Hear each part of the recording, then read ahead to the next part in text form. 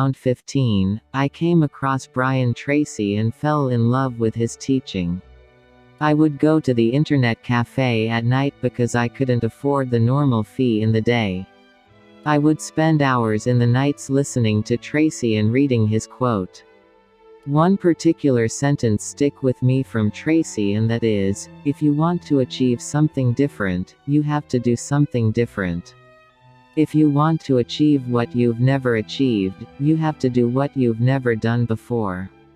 Growing up, I wrote the above sentence and pasted it in my room, and each day when I see those words, I knew that I had to make sacrifices.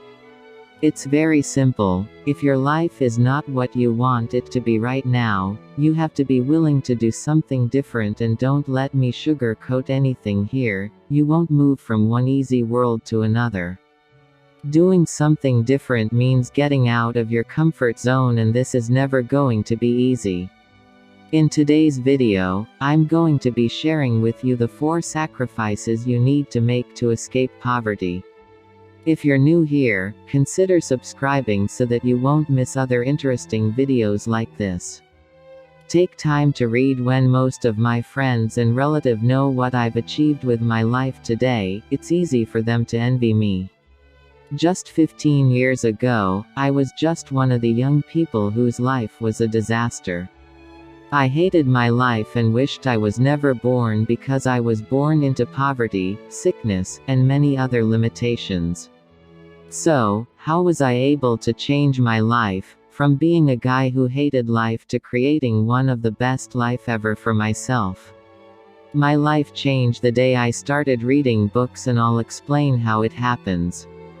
First, when I started reading books, I started reading the stories of ordinary people who achieved extraordinary things. These stories encourage me and give me hope that I could as well overcome every obstacle in my way and achieve greatness with my life. I think this is very simple. If you know that some people have some disadvantages you think you have, yet, went on to achieve greatness, you suddenly start to believe in yourself. When you start to believe in yourself, you start to think big, and when you increase the size of your dreams, you automatically increase what is possible with your life. In my case, I started believing that I could become rich, even though I grew up in a poor village. I started believing that I could become a millionaire, and this belief led me to something very important. I started looking for how to achieve what I believe I could achieve by reading books written by the people who have made a lot of money before.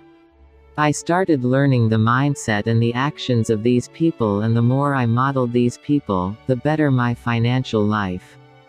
Yes, it took me 8 long years before my financial life had a drastic change. Without reading books, I would never have made it. One other thing you can do in addition to reading books is watching videos that tell stories about successful people. We've dedicated a whole channel for this purpose, and we call it Mr. Fresh Channel. You can join the Mr. Fresh channel in the description box. Yes, books are boring, but so is every meaningful thing. Fruits are boring and vegetables are boring, but if you want to be healthy, you'll eat more of them. Soda drinks are fun, sugar is sweet, and fast foods are nice, but if you like your health, you'll run away from them. The TV is fun and social media is interesting, but if you want to escape poverty, you'll spend more time with your books. Some time ago, I got to know that Bill Gates reads 1 book every week. I've also read about the fact that an average millionaire read 1 book every week. If an average millionaire does something, it is probably a good thing to emulate, so I decided that I'm going to be reading 1 book every week. This isn't easy, and I'm not asking you to start reading a book per week. But you have to make sacrifices to read books if you want to escape poverty. Don't make excuses. I told you earlier that sugar is sweet, and you agree that hard drugs, fast foods, and most other harmful things are fun. Another very sweet thing is excuses, and that's why most people make it. Listen, you can come up with 100 reasons why you're where you are if you want, and you can as well come up with a single reason why you need to be elsewhere. The difference is in the way you use the powerful machine God gave you. That machine is your brain. If you program your brain to look for the reasons why you're poor, your reticular activating system will be busy looking for reasons, and you'll start seeing how the economy, the government, and your parents make you poor. Your brain will quickly show you how your lack of education, your health challenge, your childhood, or even the country you were born are the reasons why you're poor. If, however, you program your brain to look for why you must be rich, you'll start seeing that even in a bad economy, some people are making hundreds of thousands of dollars in legitimate businesses. You'll start reading about people who went through similar difficulties like you and ended up successful. You'll start seeing that you have much power over your life than you think, and you'll start taking responsibilities. An excuse is the food of the fools, and our world is filled with many of them because an excuse is sweet. It's about pointing a finger. It's easy. Everyone can do it, but if you want to escape poverty, you'll not do it. Don't make an excuse. Identify what you have to do to change your life and do it, no matter how difficult. Trade 100 failures for one success. I heard something very interesting from Mark Cuban a few days ago, and it makes a lot of sense to me. Cuban said, "It doesn't matter how many times you fail, remember you only have to succeed once."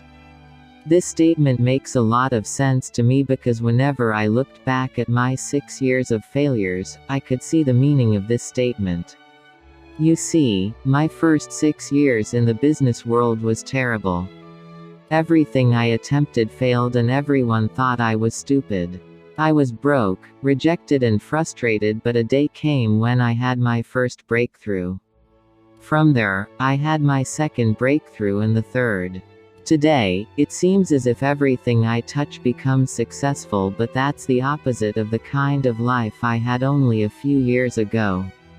Here is the thing. It doesn't matter how many times you fail, remember you only have to succeed once, and that once will quench all the pains of the failed years. Why is it important you understand this? Well, most people see failure as a bad thing, and that's why they give up. If you're in search of success, you should understand that the road that leads to success is called failure, and failure is not final because a single success can make you forget the pains of 10 years failures. Make sacrifices to try things. Make sacrifices to get out of your comfort zone.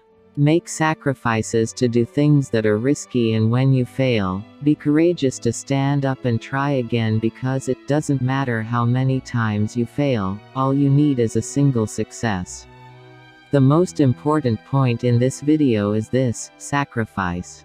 If you want to escape poverty, you have to be disciplined enough to do things that are not comfortable. It's not comfortable to read, but you have to do it. It's not comfortable to take actions that may lead to failure, but you have to do it. Failure is painful, yet you have to endure failures and try again. Remember how I started this video: you cannot get a new result by doing the old things, and every new thing is uncomfortable. So you have to be willing to make sacrifices if you want to escape poverty. If you enjoy this video, you'll also enjoy the channel where we tell you the inspiring stories of the most successful people in the world, and even some villains. Look at the description box to join the Mr. Fresh channel. Thanks for watching.